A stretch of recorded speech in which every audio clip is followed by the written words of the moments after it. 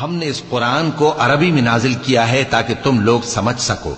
اے پیغمبر، ہم اس قرآن کے ذریعے سے جو ہم نے تمہاری طرف بھیجا ہے تمہیں ایک نہایت اچھا قصہ سناتے ہیں، اور تم اس سے پہلے بے خبر تھے۔ جب یوسف نے اپنے والد سے کہا کہ ابا، میں نے خواب میں 11 ستاروں اور سورج اور چاند کو دیکھا ہے، دیکھتا کیا ہوں کہ وہ مجھے سجدہ کر رہی ہیں۔ انہوں نے کہا کہ بیٹا، اپنے خواب کا ذکر اپنے بھائیوں سے نہ کرنا، نہیں تو وہ تمہارے حق میں کوئی چال چلیں گے۔ کچھ شک نہیں کہ شیطان انسان کا کھلا دشمن ہے، اور اسی طرح اللہ تمہیں برگزیدہ و ممتاز کرے گا اور خواب کی باتوں کی تعبیر کا علم سکھائے گا۔ اور جس طرح اس نے اپنی نعمت پہلے تمہارے دادا پر دادا ابراہیم اور اسحاق پر پوری کی تھی، اسی طرح تم پر اور اولاد یعقوب پر پوری کرے گا۔ بے شک تمہارا پروردگار سب کچھ جاننے والا ہے، حکمت والا ہے۔ ہاں، یوسف اور ان کے بھائیوں کے قصے میں پوچھنے والوں کے لیے بہت سی نشانیاں ہیں۔ جب انہوں نے آپس میں تذکرہ کیا کہ یوسف اور اس کا بھائی ابا کو ہم سے زیادہ پیارے ہیں، حالانکہ ہم جماعت کی جماعت ہیں، کچھ شک نہیں کہ ابا کھلی غلطی پر ہیں۔ یوسف کو یا تو جان سے مار ڈالو یا کسی ملک میں پھینک آؤ، پھر ابا کی توجہ صرف تمہاری طرف ہو جائے گی، اور اس کے بعد تم نیک لوگوں میں ہو جاؤ گے۔ ان میں سے ایک کہنے والے نے کہا کہ یوسف کو جان سے نہ مارو، کسی اندھے کنویں میں ڈال دو کہ کوئی راہگیر اسے نکال کر کسی دوسرے ملک میں لے جائے گا۔ اگر تم کو کرنا ہی ہے تو یوں کرو۔ یہ مشورہ کر کے وہ اپنے والد سے کہنے لگے کہ ابا جان، کیا سبب ہے کہ آپ یوسف کے بارے میں ہمارا اعتبار نہیں کرتے، حالانکہ ہم اس کے خیر خواہ ہیں؟ کل اسے ہمارے ساتھ بھیج دیجئے کہ خوب میوے کھائے اور کھیلے کودے، ہم اس کے نگہبان ہیں۔ انہوں نے کہا کہ یہ امر مجھے غمناک کیے دیتا ہے کہ تم اسے لے جاؤ، یعنی وہ مجھ سے جدا ہو جائے، اور مجھے یہ بھی خوف ہے کہ تم کھیل میں اس سے غافل ہو جاؤ اور اسے بھیڑیا کھا جائے۔ وہ کہنے لگے کہ اگر ہماری موجودگی میں کہ ہم ایک طاقتور جماعت ہیں اسے بھیڑیا کھا گیا تو ہم بڑے نقصان میں پڑ گئے۔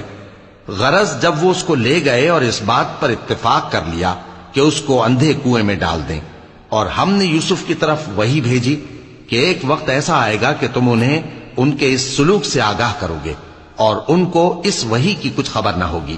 اور یہ حرکت کر کے وہ رات کے وقت باپ کے پاس روتے ہوئے آئے، کہنے لگے کہ ابا جان، ہم تو دوڑنے اور ایک دوسرے سے آگے نکلنے میں مصروف ہو گئے اور یوسف کو اپنے اسباب کے پاس چھوڑ گئے تو اسے بھیڑیا کھا گیا، اور آپ ہماری بات کو گو ہم سچ ہی کہتے ہیں باور نہیں کریں گے۔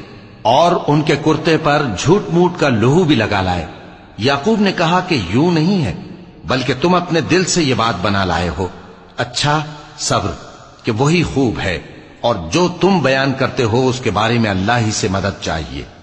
اور اب اللہ کی شان دیکھو کہ اس کنویں کے قریب ایک قافلہ آوارد ہوا اور انہوں نے پانی کے لیے اپنا سقا بھیجا، تو اس نے کنویں میں ڈول لٹکایا، یوسف اس سے لٹک گئے۔ وہ بولا، زہے قسمت، یہ تو ایک لڑکا ہے، اور اس کو قیمتی سرمایہ سمجھ کر چھپا لیا۔ اور جو کچھ وہ کرتے تھے اللہ کو خوب معلوم تھا، اور انہوں نے اس کو تھوڑی سی قیمت یعنی معدود چند درہموں پر بیچ ڈالا، اور وہ اس سے بیزار ہو رہے تھے۔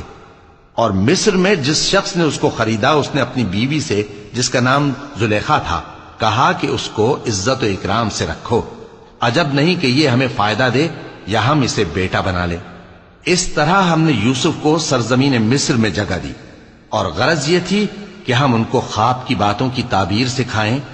اور اللہ اپنے کام پر غالب ہے، لیکن اکثر لوگ نہیں جانتے۔ اور جب وہ اپنی جوانی کو پہنچے تو ہم نے ان کو دانائی اور علم عطا کیا، اور نیکوکاروں کو ہم اسی طرح بدلہ دیا کرتے ہیں۔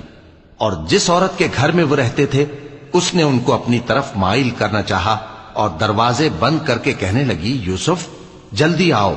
انہوں نے کہا کہ اللہ پناہ میں رکھے، وہ یعنی تمہارے میاں تو میرے آقا ہیں، انہوں نے مجھے اچھی طرح سے رکھا ہے، میں ایسا ظلم نہیں کر سکتا، بے شک ظالم لوگ فلاح نہیں پائیں گے۔ اور اس عورت نے ان کا قصد کیا اور انہوں نے اس کا قصد کیا۔